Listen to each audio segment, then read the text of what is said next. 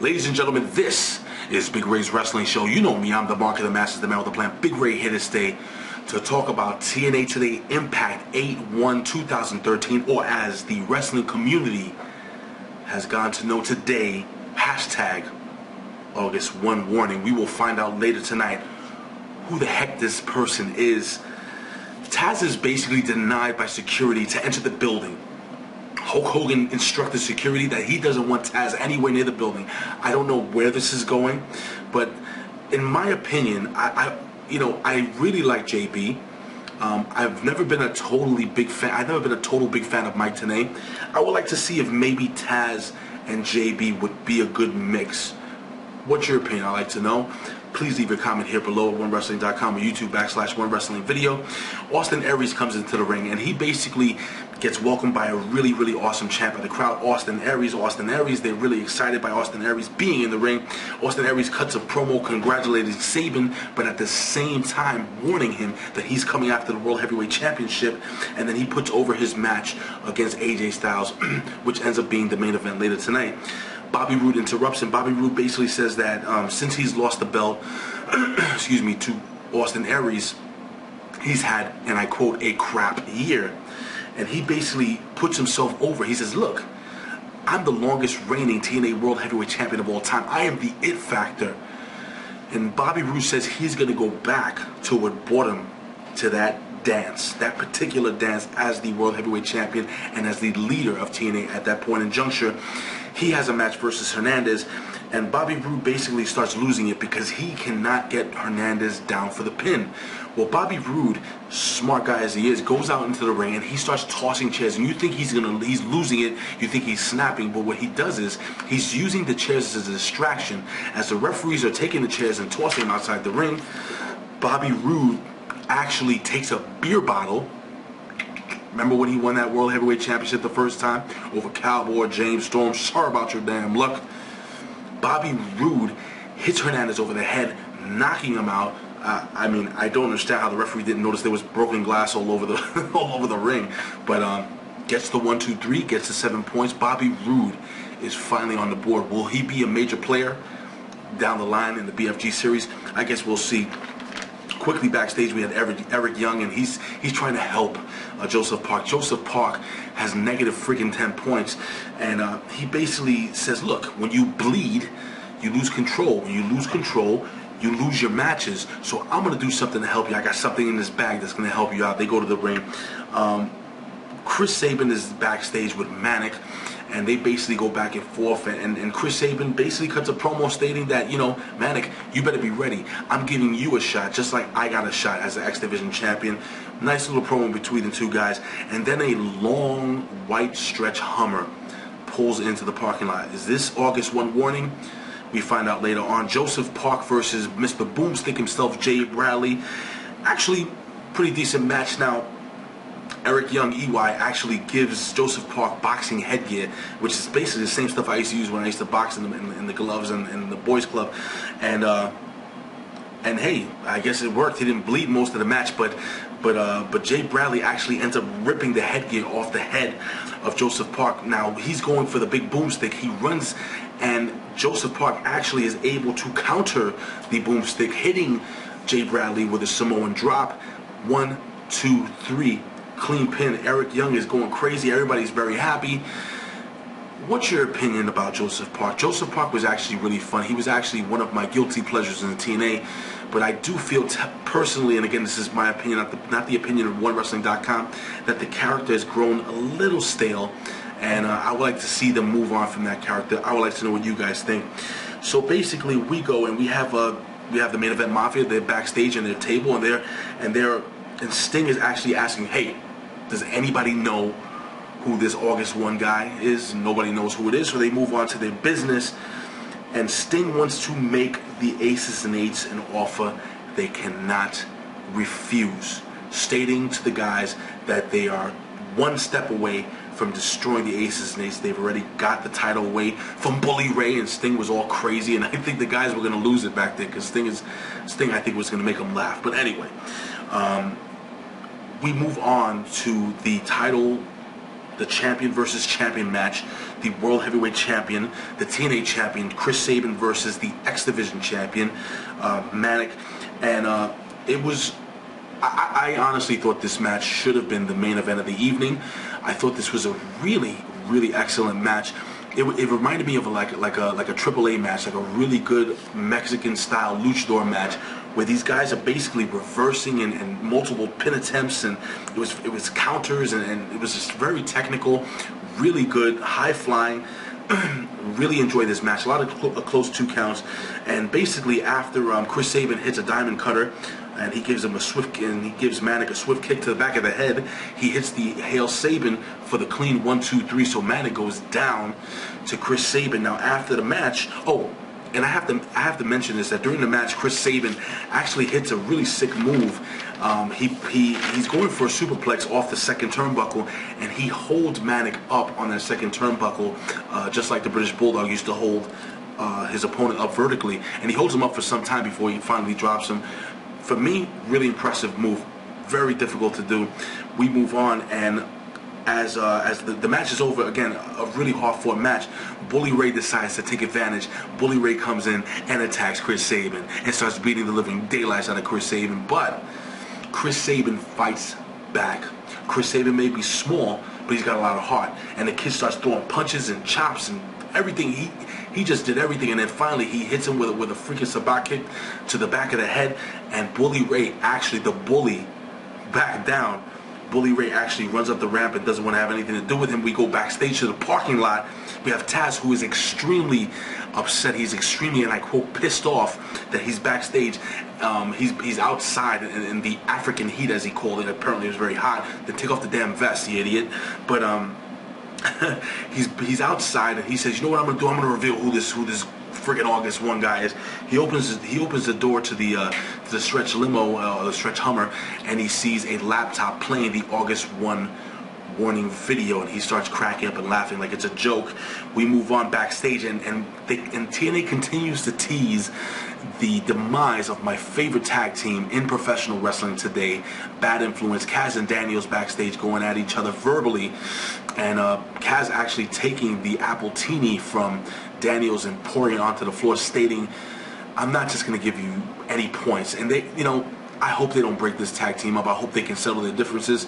Again, I know it's a work, but at the same time, I do really love this tag team. I would love to see them continue to be a solid tag team through for at least another couple of months. I love these guys together. I think they're fantastic. But anyway, we jump into Gail Kim versus ODB. Wasn't really impressed with this match, to be honest with you. I thought it was a decent, solid match. I mean, these girls are going to go all out, but I think they're going to kind of save their best for this next. It's not a pay-per-view. I keep saying pay-per-view, but for Hardcore Justice, and I think they're gonna burn the house down. These girls are tremendous. But now, this is my opinion. I would like to know what you guys think. I want to see Awesome Kong back. I want to see Amazing Kong back, Karma back, whatever the hell they want to call her. Could you imagine a match between Awesome Kong and ODB? I think it'd be awesome. I mean, anyway, these girls are both powerful. These girls both are awesome in the ring, and they both exude charisma. What do you guys think? Would you like to see Awesome Kong, Amazing Kong, Karma, whatever the hell, like I said, they want to call her, back in TNA Wrestling? I think she would help boost that TNA Knockouts division, which I think is the best women's division. Probably not as good as Glimmer, but they're very, very good. Anyway, we move on, and the match was actually pretty decent. The girls basically beat the living daylights at each other. They end up outside the ring, and they both get counted out. So there was a no contest, and after that match, we have Bully Ray, and he's backstage rallying the troops, and he designates Mr. Anderson as the decision maker or the leader that night of the Aces and Eights. He walks away from the group, and he's met by Brooke Hogan. And Brooke Hogan, Bully Ray's like, oh, hey, you want to go under the bleachers? I don't know if I really would ever want to see that. And he sticks his wedding ring in her face, and he's not gonna, he goes on how he's not gonna give her the divorce. But she says, there are a couple of things in that contract, because there's a contract signing next week, that may not be in your favor, so you might want to be on my good side. Don't know what that's about. I'd like to know what you guys think. Where do you think that angle is going? But she says a happy ex-wife is a happy life, and I have a wife, and when she's happy, my friends, ladies and gentlemen, I'm happy. When she's mad, it's not good. But we move on to the main event of the evening, Austin Aries versus AJ Styles, and this was one hell of a tough match between these guys. And I mean, towards the end of the match, these guys are just basically exchanging punches, haymakers, beating the living daylights out of each other, hitting each other with forearms. I mean, it was a really, really good way to end the match. Starting the build towards the end, we have Austin Aries, who hits AJ Styles with a sick German suplex, and AJ Styles looks like he lands on the side of his head, or the top of his head, and the side of his. I thought he broke, like Kurt Angle says, I thought he broke his freaking neck. But AJ's actually able to stand up, and AJ's brought down again with a spinning tornado, freaking forearm, a punch to the face by Austin Aries, and AJ Styles on the ground, knocked out, is able to hit a Pele kick basically off the ground, off his back, onto the head of Austin Aries. So they both basically collapse. Both of the guys are on their back. You have Austin Aries with his arm over AJ, AJ with his arm over Austin Aries. 1, 2. Austin Aries actually gets his arm up and steals 7 points for the BFG series. Good match again. I thought the Manik and Chris Sabin match should have been the main event of the evening, but we have the main event Mafia, and they're in the ring. And the main event Mafia basically Sting starts putting over the main event Mafia, stating that you know, they have an offer. They have an offer. We have an offer you can't refuse, Aces and Eights. Apparently, we find out what this offer is, and the Aces and Eights come down the aisle, and Kurt Angle takes the mic and he says, pick your 5. We got our 5, and whoever gets pinned has to leave TNA together. Now, can you imagine what would happen if Sting got pinned and he had to leave TNA forever? I mean, we all know this is a work, but how are they going to work this out? I mean, this is going to be really interesting. Wow, I don't know what's going to happen in this match. I would like to know what you guys think. Leave a comment here below, OneWrestling.com, YouTube /OneWrestling Video. Hit me on Twitter at Big Ray Show. And that's a lot. That's a big let's just say it's really big. I mean, Aces and Eights have a lot to lose. The main event Mafia have a lot to lose, but they start trying. The Aces and Eights start trying to discuss whether they should do it or not. Samoa Joe takes the mic and he says, "There's no negotiation," and then all hell breaks loose. They start fighting, beating each other up, and then the lights go out. And I'm gonna just read you this tweet. This was at 8:33 in the morning after hearing everything and everybody. Dave Bautista, freaking. I heard Randy Orton, which was freaking ridiculous. Who else did I hear? Goldberg. I even heard Colt Cabana. I mean, it was ridiculous. But I did tweet at Andre Corbeil, Andre_Corbeil. Check out his page. He's actually pretty freaking awesome. He's actually my good buddy from the north in Canada. I tweeted him, and I quote at Andre Corbeil, or at Andre_Corbeil, OMG, I think I know who #August 1 warning is. Tito Ortiz, exclamation point, exclamation point, exclamation point. Your thoughts? This is what I tweeted at 8:33 this morning. And guess what, ladies and gentlemen? It is Tito Ortiz. He comes out with his arms crossed, looking tough. Now, some people, I didn't go on Twitter at all tonight. I wanted to wait till after the match, and I wanted to establish my own feelings about this. And I know a lot of people wanted to see maybe a wrestler, a professional wrestler, make a comeback. Maybe Bobby Lashley. The fact of the matter is that I actually like this. Tito Ortiz is not an old man, not in wrestling terms. He's only 38 years old, Tito Ortiz. Tito Ortiz is the real deal. Tito Ortiz is a wrestler. He's a legit wrestler, and I think that his in octagon or in cage skills will really, really, really translate well into the world of professional wrestling. People, people just, I honestly feel some wrestling fans are negative just to be negative. Take it for what it is. The guy is a mega superstar. Everyone knows who this guy is, whether you're an MMA fan, whether you're a wrestling fan, whether you're a fan of porn, if you know what I mean. You know who this guy is, being married to Jenna Jameson. If you don't know who that is, if you're over the age of 18, you can check out who she is. But this guy's a legit star. And I see where TNA is trying to go, mixing MMA with wrestling. And, hey, let's be honest, man. It worked for WCW back in the day, kind of, with Tank Abbott. Not really, actually, but it worked when they brought Ken Shamrock in. The WWE, and I think it can work here. The thing is, King Mo, Rampage Jackson, Tito Ortiz, reading some of their quotes, I think they may have underestimated how difficult the training is to become a professional wrestler. Ladies and gentlemen, this has been Impact 8/1/2013. Please do me a favor, leave a comment here below.